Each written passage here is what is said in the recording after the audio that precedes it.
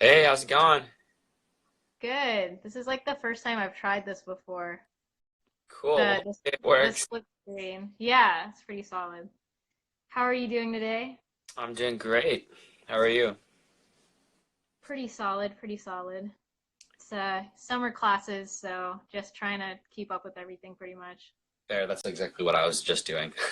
Oh, really? What classes are you in?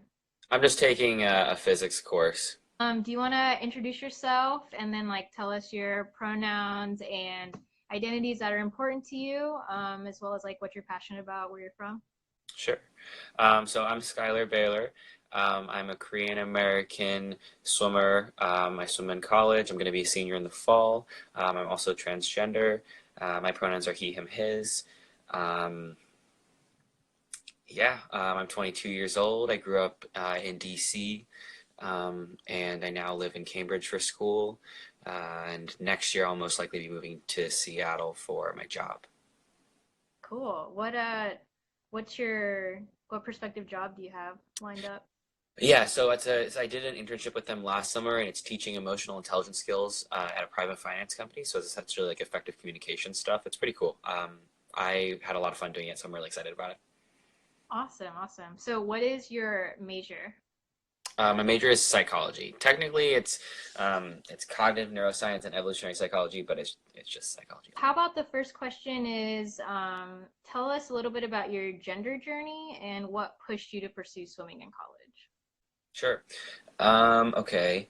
So I'll do the swimming part first. I've been swimming my entire life. I learned how to swim when I was about one, the same time I learned how to walk.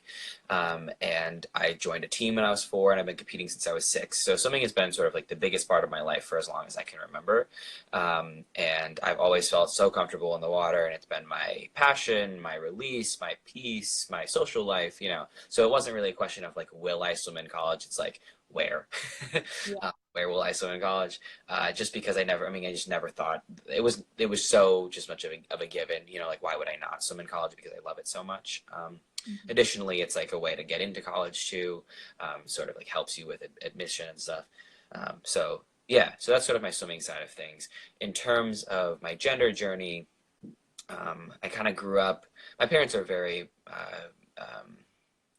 accepting my is a word that would describe them, but it's not the one I'm looking for. I mean, they were kind of just they let me live the way I felt comfortable, and they put very little rules on me with regard to my gender. And so I kind of dressed the way I felt comfortable. I acted the way I felt comfortable. I hung out with the people who I felt comfortable, and all of that was like very masculine. I had a short haircut. I wore only like cargo shorts and t-shirts. Like I hated dresses. I hated anything pink. Like hated anything that would assign me to woman. Yeah. And my parents just kind of rolled with it. I had to wear dresses for fancy events, which is a whole ordeal. And eventually they stopped making me. Actually, that's not true. They stopped fighting me so much, and like we're like, okay, well, just like in between, we have a blouse. Um, Yeah. but and then when I got to high school, I just kind of was like, I'm so sick of not fitting in. I'm sick of being yelled at in the bathrooms because I always went into the women's bathrooms because that's what I thought I was supposed to do, and it just got so stressful. And I was like, you know what? Maybe I just need to try to like fit in. So for about 3 years in high school, I like feminized, and I dressed up as a girl. I wore long, girls' clothing. I grew my hair out, and it like worked in terms of people seeing me as female, but I felt awful. And like I was doing fine in school. We were breaking national records at the swimming pool. Like a lot of things were going well for me. I was getting recruited to swim where I swim now, but I was miserable, and so that was like really hard for me. I ended up deciding I ended up like falling really deep into mental health problems, and I ended up taking a gap year to like deal with those mental health problems. Um, and that's when like up until then I had no gender like no verbal gender journey, like no conscious gender journey, or understanding of myself. And I took this gap year, went to a treatment center for an eating disorder, spent 131 days in treatment and rehab, and that was where I finally figured it out. And I was like, crap, I'm transgender. Mhm. And it was like very relieving at first, but then also like remember I'm being recruited to swim on the women's team, and so that was terrifying because I was like, I don't know, how do I do both, right? How do I be me, and how do I also be me, you know, swimmer and transgender.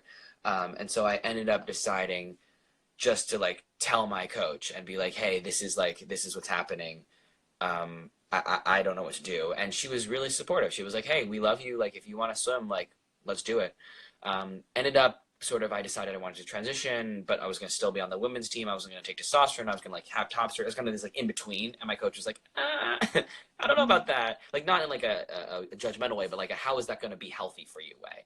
So she actually talked to the men's coach, and the men's coach was like, all right, so you you have a swimmer. She's like, I don't know what to do about this kid, Schuyler. Like, you know, I just want to do what's best for Schuyler. And Kevin, the men's coach, goes, all right, so you have a person who identifies as male, is a swimmer, and is already into Harvard, like is already swimming at, or like going to go to this school.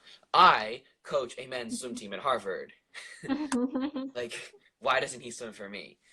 Which like is really logical when I put it that way, right? But like, if you think about like Division I sports, like sort of Harvard's rep, like the social political climate of this country, all those kinds of things, like that's pretty amazing. So I actually said no initially to that proposition, but it took me a little while to feel comfortable enough and like ready to take that risk. But I mean, obviously, I ended up taking that risk and deciding to swim for the men's team. And like that's relevant in terms of my gender journey because I wasn't going to take testosterone until after college. But being on the men's team allows me to take testosterone. So I ended up sort of like pursuing more parts of my medical transition in that sense, and I got top surgery before I made a decision because like it didn't, top surgery doesn't have doesn't matter in terms of like gender in legal sports, you know. But then I started testosterone, and then I joined the men's team in that fall, and here I am. Awesome. Yeah. So just, I Answer. was just wondering, because I played D3 lacrosse and we also had a transgender goalie, but I was wondering, so if you play for a women's team, you can't take testosterone, right? Right. So the rules are all basically testosterone based. If you're assigned female at birth, so people like me, and you don't take hormones, you can compete on either team. You can compete by the NCAA's rules. So I could compete if I didn't take testosterone. I could compete as a woman, or I could compete as a man. Doesn't matter. It'd be like Okay. my choice, and what the school permits as well. If I take testosterone, I have to prove that like I'm allowed to take testosterone by like a documentation like procedure that basically says, hey, I'm transgender. My doctor says I'm transgender. My doctor regulates my hormone levels, right? So I get an exemption form, and then I have to prove that my levels are like consistently at like normal male level, which is like a pretty wide range. And then additionally, I can only compete as male. Okay. I see. Cool. Yeah. On the other side of Um, things, like if you're a trans woman, you can only compete as male unless you have proven medical intervention and hormone suppressants. So like again, it's all testosterone related. okay. Cool. And then you like check in with your doctor to see if it's leveled. Yeah, I mean, you have to get labs pretty consistently anyways, especially during the beginning of one's transition, just to make sure that like the testosterone is like taking and like it's going through your body right and like you're not having any other issues. So that all happens, and I just submit those labs. My doctor sends the labs to the NCAA so that the Okay. NCAA see that my hormone levels are legal. Okay. Cool. Yeah.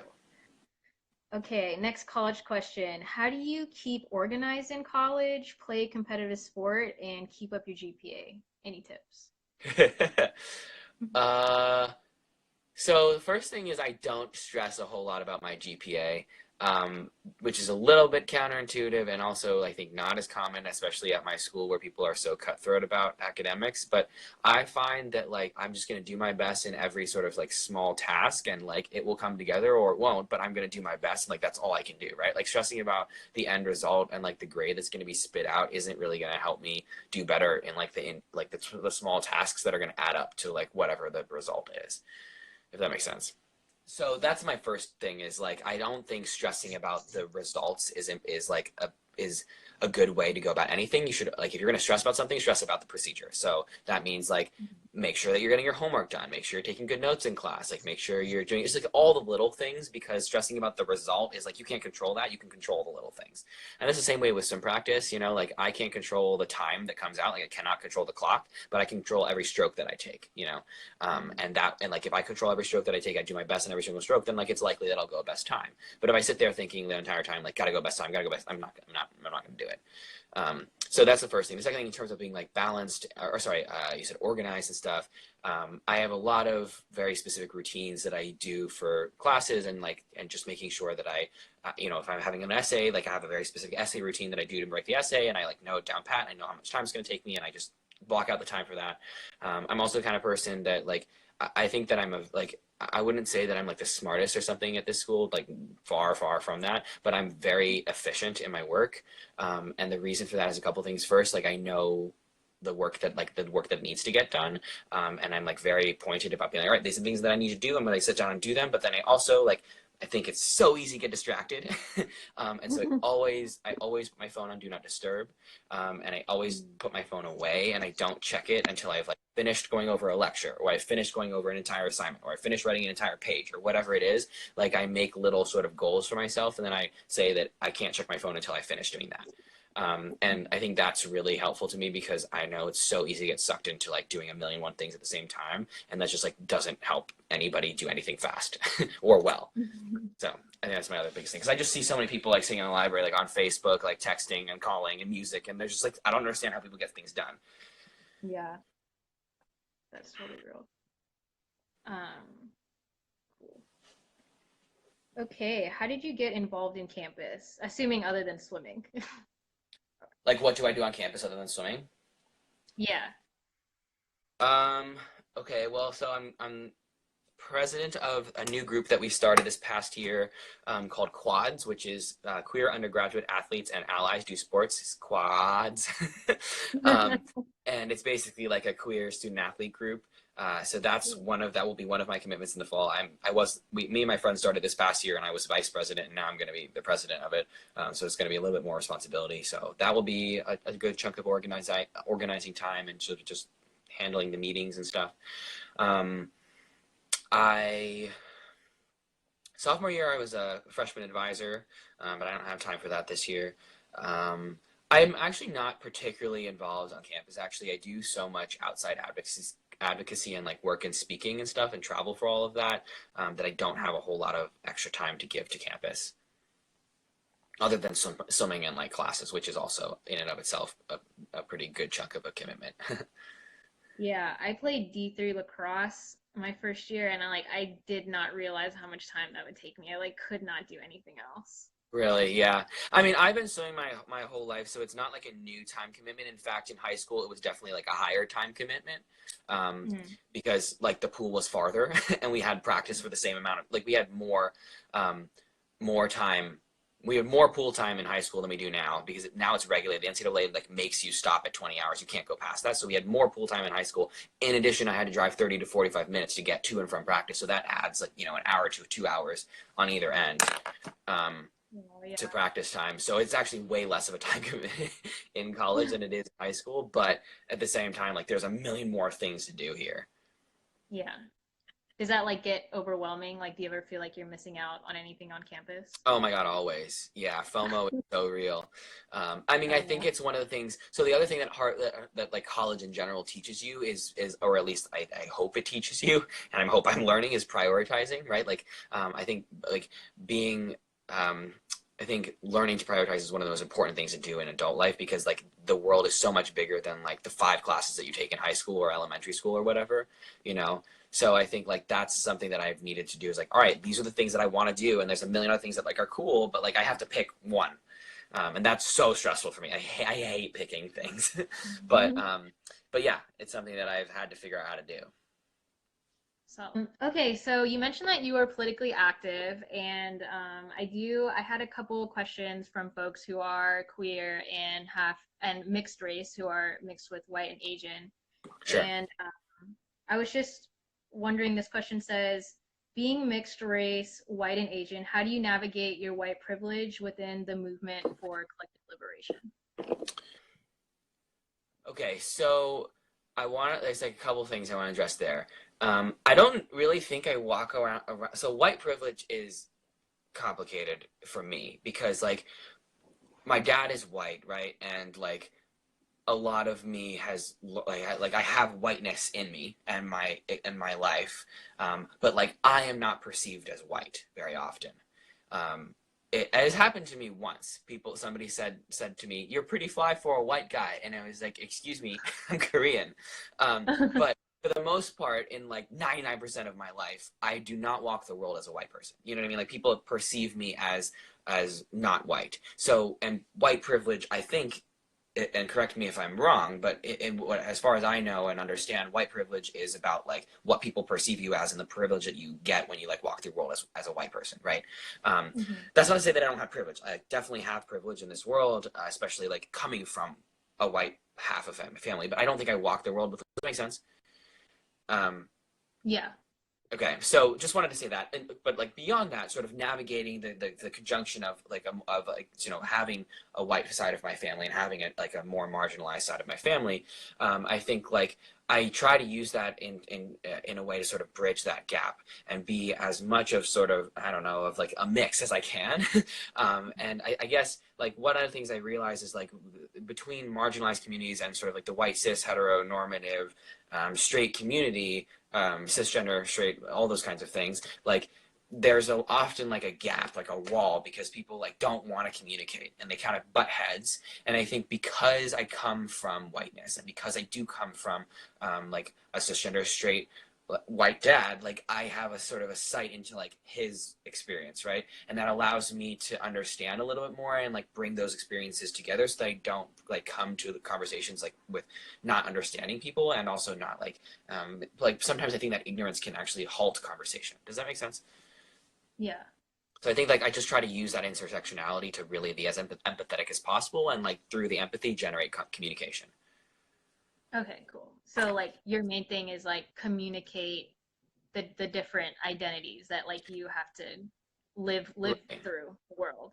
Yeah, and I just like I don't also people like to say things like, "Oh, like, are you more Korean or more white? Like, what's you with?" And I'm like, "No, I'm like 100% Korean and 100% white. Like, it's not even like a 50-50 kind of thing, at least the way I see it, because like I'm not white and I'm not Korean. I am white and I am Korean. Like, does that make sense? Like, it's it's so much more like a combination than it is like two separate identities that like exist within me. Like, I'm not half Yeah. of a person. Yeah. So I kind of bring Yeah, and I all of. think yeah, and I noticed that's definitely something that people like to do. They're like, I'm 50% this, I'm 50% this, but it's like it's not a lot Yeah. of like this is what those mixed identities make, which is myself. And like Right. that's And how I think that's one of the things that I try to really bring to the table and just in terms of any intersectionality because I am like very intersectional in a lot of ways. Like I'm not a woman, but I like lived womanhood for 4 or 5 years, like very, very prominently. And then for my whole life I thought I was a woman until I was 18, you know? Like or I thought I was I supposed to be a woman. And so like there's that womanhood that I can sort of tap into. There's manhood that I live now. There's like a lot of people I mean, I walked the world as a gay woman for a while, like that's how people perceived me and how I, thought I saw myself. Like there's a lot of different ways that those identities would necessarily aren't like all mine, but like I lived experiences that I'm allowed or that allow me to bring sort of those sides of things to a conversation. yeah, cool. And how did you get involved in like your activism and like politics? Like I know you've been featured in like a few things and you said you give talks and stuff. Like how did you get like involved? A lot of most of it is just through requests. I mean, my biggest way of being out on the internet is through my Instagram, actually through here, and I just share my life as I see fit, and I've been doing that since the summer of 2014. And that, I mean, I think that's the largest way that I get any of this kind of sort of publicity is through that. But I mean, I also did like like several media features my first year in college, and those kind of just filter through things, and then people come and ask like, "Hey, can you do this? Hey, can you do this? Can you come speak here? Can you?" And like that just kind of builds upon itself, and so that's how I kind of have gotten into that stuff. Okay, cool. I know like being so I was born in the South and I know like myself, like the main thing I wanted to do was like get involved, but I didn't know how to. Like, are there any like recommendations for like organizations you can reach out to or like I don't know, like how to get Yeah. resources to like get a platform, I guess. Um. So I mean, I think like the best way to get involved if you're trying to do LGBTQ work is to Hmm. just go to the like your local LGBTQ center, and most big cities have them. I don't know what to say about like really small cities somewhere else. Like I think in that case you're gonna have to join Facebook groups or you know um, don't do Tumblr. Tumblr is just not a good place in my opinion. But like join Facebook groups, join Instagram somewhere, like find an online community of some sort that can like you can slip into and find sort of advocacy ways there. But I think like if you're in a big city, go to your local center and see what the volunteer options are there. Go to the support groups.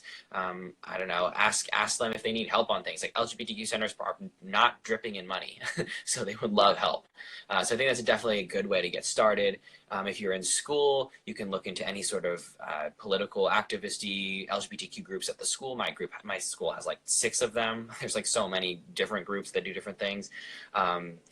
So I think there's a lot of different ways to get involved. And like, honestly, in my opinion, the best advocacy, I mean, advocacy is about friendship and allyship, right? It's like about just like helping somebody. And so an advocate can be somebody who just helps their friend. So like maybe your advocacy, if you're not in a big city or you're just in some random place and you don't have the sort of like resources around you, is like helping that friend next to you who like needs a little bit of help working through their gender identity, or like talking to their teachers about their pronoun, whatever. Like, I think like it can start small scale, and then depending on how big a scale there is. Awesome. I guess a good question is like, how do you study, like, all the classes and stuff? How do I study? Well, my stuff is literally right here, so I can show you.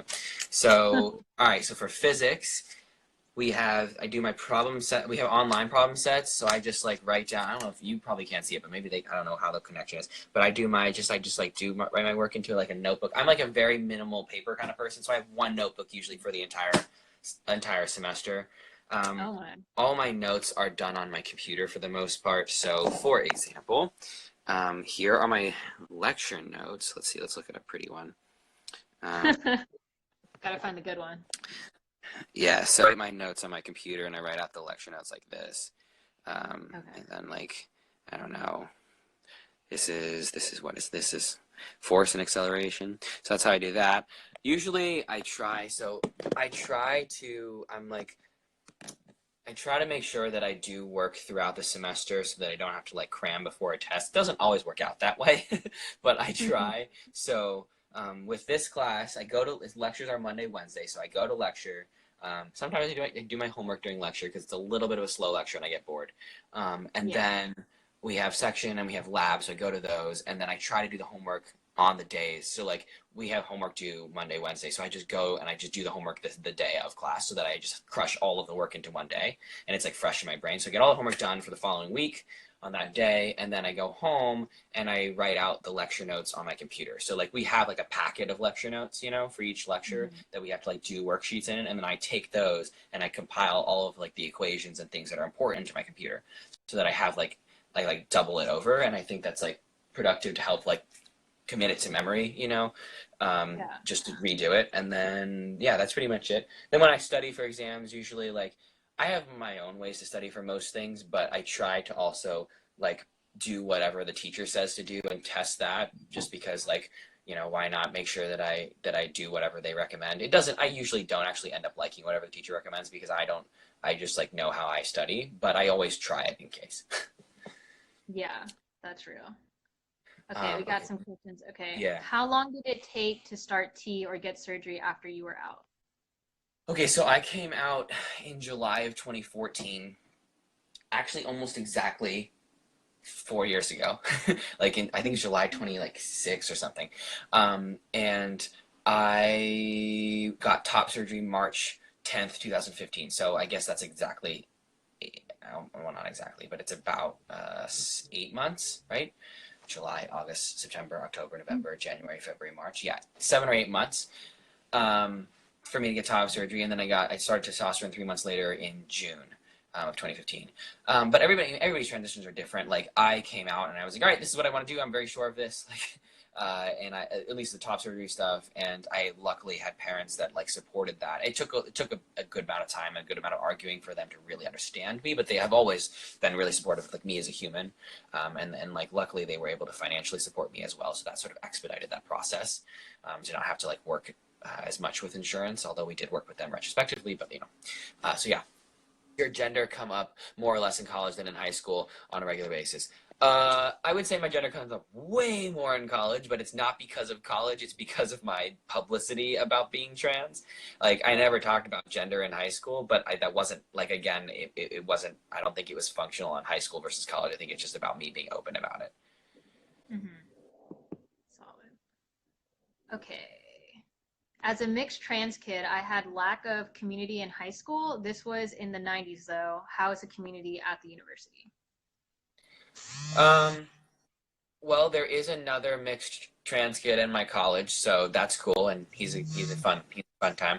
So there are other people like me, not like exactly like me necessarily, because then they'd also be athletes and whatever. But I mean, there are a lot of mixed communities here. Like there's a group. I think there's a group called like Hapa or something. There's also like a Korean Harvard group, and there's plenty of affinity groups to see, like, so you can see yourself in places here. I don't know how, like, you know intense the trans community is here. I know a couple trans guys because they've like introduced themselves to me, but for the most part, I don't think there's sort of this like burgeoning trans community. We do have a trans group, like activisty group, but I went to it and I like just didn't feel the vibe. There's something wrong with it. I just wasn't my vibe, and so I don't really go. But Yeah. the community does exist.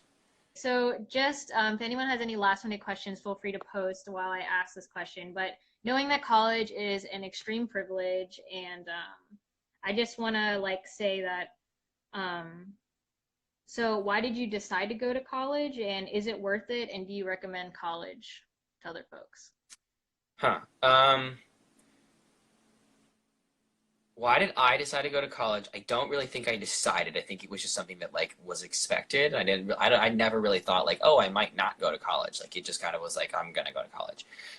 So I don't. I can't really speak to that because I don't think it was a decision. Do you know what I mean? Like it Yeah. just kind of what was happening. There was never a question about it, which I don't. I'm not salty about. Like I have enjoyed college. So to your next point, do I enjoy it and would I recommend it? I think I think for the most part people like college, but I think that it's really important to recognize that not everybody wants to go to like specific kinds of colleges, and it's okay if you don't want to go to college. Like I think there's plenty of people that have been. I mean, there's always the trope of like the most successful people in the world, like Bill Gates and Steve Jobs and whatever the guy who he went here and I can't remember his name, the Facebook guy, like all of these people didn't graduate from college. So like there's plenty of ways to be successful and not go to college. So I think that's like a narrative that the world doesn't always get, and there's sort of this pressure to go to college that like is just like do this, do this, do this, do this, so that you just keep going, and there's no like I don't even know, why did I? So I don't know. But I think personally it's been a great decision, like great decision for me. I don't think if somebody had asked, I would have said yes, I want to go because I'm a super curious person. I really love to learn. I love going to school. I'm a very social person, and so like college has been amazing for me, and I've definitely enjoyed it. So I would recommend it if you want to learn, if you want to be in a new place, if you want to be challenged, all those kinds of things. However, that's not to say that's the only place you could do those things. Like there's plenty of other places to get experiences that will make you grow. I do think though college is one of those things that sort of is like built for that, Mhm. and yes, it's a huge privilege. And I think, in my opinion, sort of on a blanket statement, like why not? If you have the ability and you have the drive to do it, like there's no reason not to. It's not like, and it's not going to be a waste of your time, in my opinion. Um, Mhm. and even if it's 4 years and you don't learn anything, like 4 years is still not that long in sort of the grand scheme of the world. Like most people are going to live till way over 90 because of the way the medical like stuff is shifting. Like so, I personally think why not? Because of the amount of opportunities that come up from it. But that's not to say everybody has to. Right. Okay. Is there a certain age you have to be to get surgery or start T? It depends on the person. So most surgeons are 18 and over. There are a couple ones that do 15 and over. Testosterone, usually you start, if you like, the earliest you would start testosterone as a trans guy is around 13ish when you would go through puberty. But you should ask a doctor about that for yourself. How did you have financial access to education? My parents are, I'm very lucky to have parents that were able to have those financial resources. However, my school has really great financial aid for people, and it's need based completely, so no merit based scholarships at this school. So there's a lot of resources, in my opinion, at this school and at a lot of schools for financial resources. Okay, cool. Real quick, I took a gap year and I got in-state tuition in California, and then my financial aid as an independent paid for me to go to college for those who don't have like family access or got like cut off financially. Yeah, Okay. that's And then awesome. yeah, it was a journey, but it was really fun. Okay, go for it. Last question. Having so many people follow you in line, do you ever feel pressured, and do you feel like you have to self-censor when you post what you post, either because of people who makes you what goes? Um, I don't. There are times when I go through. I feel pressure to do things or post certain things, and when I feel pressure, I usually don't. I don't post. The reason for that is like I don't want my Instagram to be a source of stress. I don't want to post things that are like I'm posting because I feel like I have to or because I'm feeling like I'm filling in some sort of niche. My Instagram is supposed to be an honest and authentic expression of myself, and if it's not going to be that, I don't want to do it. So I'm very conscious about my relationship with my Instagram, if that makes sense. Mhm. And sort of in turn, like then do I censor things? Not really. Like I try not to curse a whole lot because I have kids who follow me. I never post about certain like I'm very careful about like sort of being I think I'm not gonna say G-rated because that's not exactly what it is, but like just being cognizant of the different sorts of ages and like sort of places in life of people who are following me. Like I just want to make sure I'm being inclusive, and I think that's the only way I censor myself is just like making sure that I'm as inclusive as possible. But other than that, I don't really censor when I post. Okay. Awesome, solid. Thank you, Skylar, so much for joining and answering questions. I Yeah, really appreciate it. sure.